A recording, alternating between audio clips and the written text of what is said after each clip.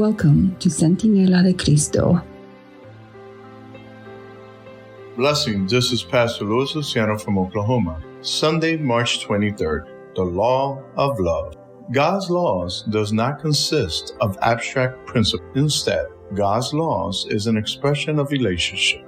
This can be seen explicitly in the Ten Commandments. The basic principle of the Ten Commandments were in place already in the Garden of Eden. The principles of love that were given to govern the relationship between God and between people themselves. When the Ten Commandments proclaimed in Exodus 20 were afterward written in stone, they were given to Israel in the context of the covenant relationship. The commandments were written down after the Lord already had delivered the people from Egypt. And the commandments were based on God's love and on His promises to the nation. See Exodus 6, verses 7 to 8. And Leviticus 26, verse 12. One can see in the two divisions of the Ten Commandments that they are aimed at the flourishing of a human relationship with God and of relationships with one another. Read Exodus 20, verses 1 through 17.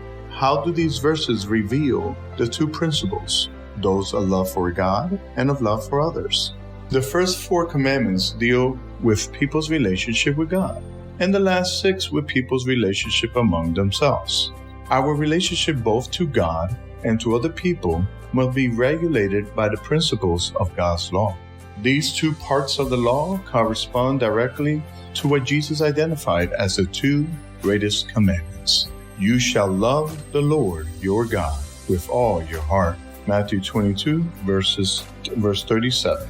Compare with Deuteronomy 6, verse 5. And you shall love your neighbor as yourself. Matthew 22, verse 39.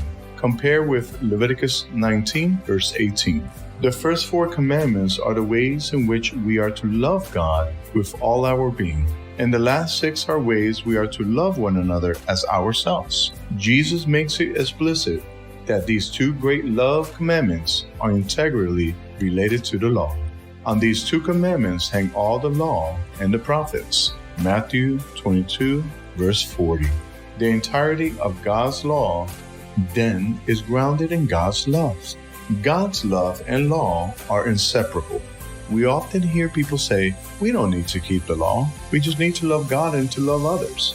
Why does that idea not make sense? How could we express love to God or love to others if we are violating any one of the 10 Commandments?